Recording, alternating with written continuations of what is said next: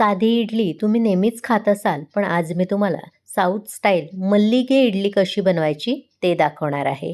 मल्लिगे म्हणजेच मोगरा. मोगऱ्याच्या फुलासारखी पांढरी शुभ्र ही इडली बनते, त्यामुळे त्याला मल्लिगे इडली असं म्हटलं जातं.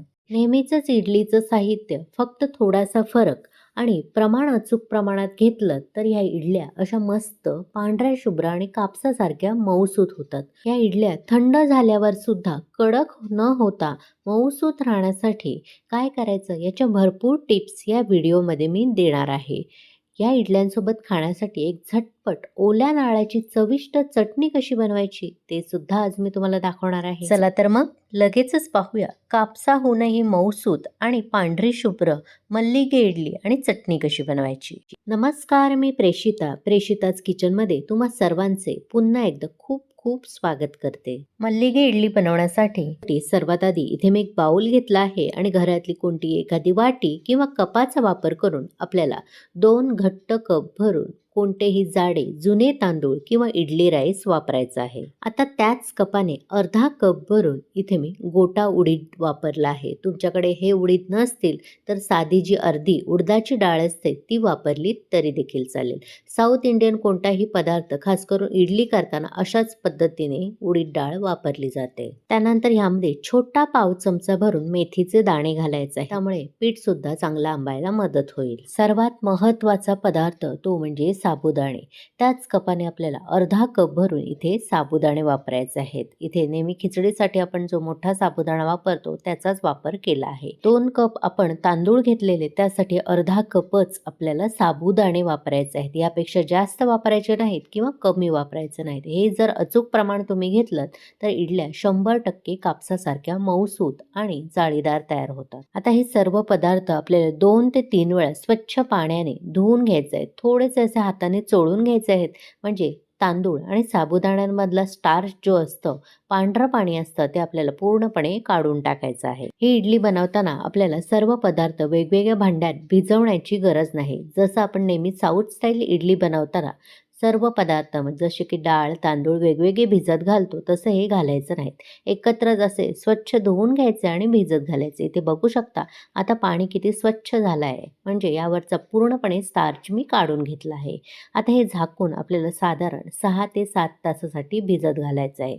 साधी इडली आपण जेव्हा बनवतो तेव्हा 3-4 तास पुरे होतात, पण साबुदाणे छान फुलून येण्यासाठी जास्त वेळ हे भिजत घालणं गरजेचं आहे. इथे साधारण 6 तास झाले आहेत आणि 6 तासानंतर मी तुम्हाला इथे दाखवते. बघू शकता तांदूळ साबुदाणे आणि डाळ किती मस्त फुलून आली आहे. आता हे पाणी आपल्याला वापरायचं नाही. हे पाणी पूर्णपणे काढून टाकायचं आहे, कारण ते स्टार्चवालं पाणी आहे. आता मिक्सरचं भांडं घ्यायचं आहे आणि ह्यामध्ये हे भिजवलेले पदार्थ घालायचे आहेत आणि साधंच पाणी वापरायचं आहे. थंडी जर फार तुमच्याकडे असेल तर थोडंसं पाणी साधं असतं ते कोमट करायचं आणि या मिक्सरच्या भांड्यामध्ये घालून आपल्याला रवाळ असं वाटून घ्यायचं आहे. फार बारीक गुळगुळीत पेस्ट करायची नाही. हे बघा इथे मी दाखवते बोटावर तुम्हाला. असंच रवाळ तुम्हाला देखील ठेवायचं आहे, म्हणजे इडलीला खूप छान टेक्स्चर येतं. अशाच पद्धतीने उरलेले जे डाळ तांदूळ आणि साबुदाणे आहेत ते सुद्धा थोड्याशा पाण्यासोबत मी इथे वाटून घेणार आहे. आता एखाद्या विस्कर पळी किंवा हाताने पीठ आपल्याला फेटून घ्यायचं आहे. एकाच दिशेने असं फिरवत राहायचं आणि जोपर्यंत पीठ हलकं होत नाही आणि पिठावर बुडबुडे येत नाही तोपर्यंत फेटून घ्यायचं आहे. चांगलं 2 ते 3 मिनिटं, म्हणजे पीठ फुलून यायला मदत होते. इथे बघू शकता काही मिनिटातच कसे छान पिठावर बुडबुडे आले आहेत. असे बुडबुडे आले की लगेचच हे पीठ झाकून आपल्याला आंबवत ठेवायचं आहे रात्रभर किंवा साधारण 7 ते 8 तास. हे बघा छान असं पीठ आंबून आलं आहे. एका पळीने सुद्धा मी हे तुम्हाला पीठ दाखवते. हे बघा किती मस्त आंबलं गेलं आहे. मस्त अशी जाळी सुटली आहे. छान असं फुगून वर आलं आहे. असं बॅटर झालं म्हणजे आपल्या इडल्या 100% मस्त जाळीदार आणि हलक्या होतात. आता हे अगदी हलक्या हाताने पळीने असं मिक्स करून घ्यायचं आहे. फार जोरात करायचं नाही. यामध्ये जो गॅस निर्माण होतो तो आपल्याला मोडायचा नाही आहे. आता ह्यामध्ये आपल्याला चवीनुसार मीठ घालायचं आहे आणि हलक्या हाताने मीठ ह्यामध्ये व्यवस्थित एकजीव करून घ्यायचं आहे. आता ह्याच्या लगेचच आपण इडल्या बनवायला घेऊ. मी इडली पात्र घेतलं आहे आणि त्याला ब्रशच्या मदतीने थोडंसं तेल लावून घेणार आहे. तेल किंवा तुम्ही बटरचा सुद्धा वापर करू शकता, त्यामुळे इडल्या सहज बाहेर पडायला मदत होते. आता यामध्ये फक्त आपल्याला 2 मोठे चमचे भरून इडलीचं मिश्रण ओतून घ्यायचं आहे. फार जास्त ओतायचं नाही. इडल्या छान अशा वर फुगून येतात, त्यामुळे थोडं थोडं मिश्रण ह्यामध्ये ओतायचं आहे आणि हलकंसं आपल्याला असं टॅप करून घ्यायचं आहे. आता इडली स्टँडमध्ये ठेवताना कशी ठेवायची ती बघूया. त्यासाठी सर्वात आधी खालचे इडली पात्र असं ठेवायचं आहे आणि त्यावर वरची इडली पात्र ठेवताना जे छिद्र आहेत त्याच्यावर पुढची इडली येईल अशा पद्धतीने ठेवायचं आहे. यामुळे काय होतं, जेव्हा आपण इडली वाफवतो तेव्हा स्टँडवर पाणी पडत नाही आणि इडल्या आपल्या चिकट होत नाही. कधी कधी काय होतं, आपण इडली शिजवतो पण पाणी खूप पडलं जातं वाफेचं आणि त्यामुळे इडल्या चिकट होतात. आता इडली पात्रात मी पाणी छान खळखळून उकळून घेतलं आहे. ही प्रक्रिया आपल्याला अगोदरच करायची आहे इडली ठेवायच्या आधी. आता ह्यामध्ये असं स्टँड ठेवायचं आहे आणि झाकण लावून मध्यम आचेवर बरोबर 10 ते 12 मिनिटं इडल्या आपल्याला शिजवून घ्यायच्या आहेत. त्यापेक्षा जास्त शिजवायच्या नाहीत. चटणी बनवण्यासाठी मिक्सरच्या एका भांड्यामध्ये 1 वाटी ओलं खोवलेलं मी इथे खोबरं घेतलं आहे. त्यामध्येच अर्धा इंच आलं घालायचं आहे. थोड्याशा 2-3 लसणाच्या पाकळ्या आणि 2 इथे हिरव्या मिरच्या मी घालणार आहे. तुमच्या आवडीनुसार, तिखटानुसार प्रमाण कमी अधिक करू शकता. आणि 1 मोठा चमचा भरून भाजकी चणा डाळ घालायचे. यामुळे घट्टपणा सुद्धा चटणीला येतो आणि छान चव सुद्धा येते.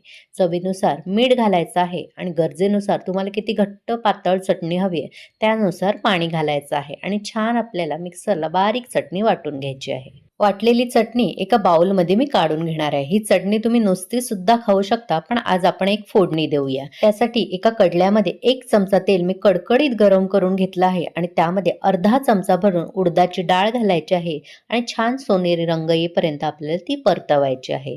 एकदा छान सोनेरी रंग आला की यामध्ये 1 चमचा भरून मोहरी घालायची आहे. मोहरी तडतडली की 1 ते 2 सुक्या लाल मिरच्या घालायच्या आहेत. थोड्याशा कढीपत्त्याची पानं घालायची आहेत आणि अगदी चिमूटभर पाव चमचा भरून आपल्याला हिंग घालायचा आहे.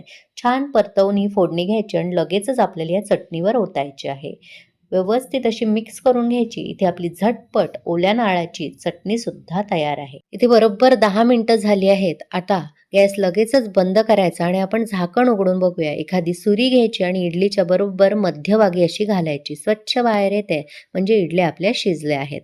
आता लगेचच इडली स्टँडमधून या इडल्या आपल्याला ओट्यावर काढून घ्यायच्या आहेत. काही जण काय चूक करतात, इडली शिजवून झाली तरी पण ती स्टँडमध्ये ठेवतात आणि त्यामुळे काय होतं, अगोदर मऊ असलेली इडली नंतर कडक होते कारण ती जास्त शिजली जाते.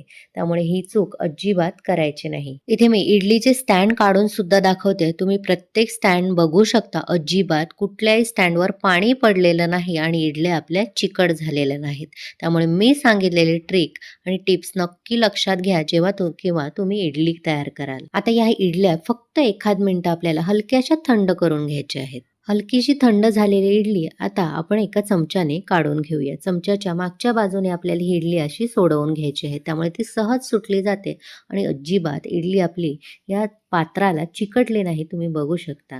आणि इडली तुम्हाला मी जवळून सुद्धा दाखवते. इडलीचं टेक्स्चर बघू शकता. किती मऊ लुसलुशीत आणि पांढरी शुभ्र इडली तयार झाली आहे. अशाच पद्धतीने सर्व इडल्या इडली पात्रापासून मी वेगळ्या करून घेणार आहे. आता या लगेचच गरमागरम इडल्या मी सर्व करून घेणार आहे. तुम्हाला माझी आजची रेसिपी साऊथ इंडियन पद्धतीने इडली करायची पद्धत कशी वाटली, आवडली असेल तर नक्की शेअर करा.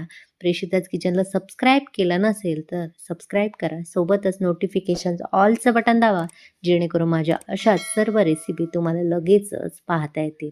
यातली एक इडली मी तुम्हाला जवळून दाखवते आणि तोडून सुद्धा दाखवते. टेक्स्चरवरूनच तुम्हाला लक्षात आलं असेल किती मऊ लुसलुशीत कापसासारखी हलकी इडली तयार झाली आणि पांढरी शुभ्र सुद्धा.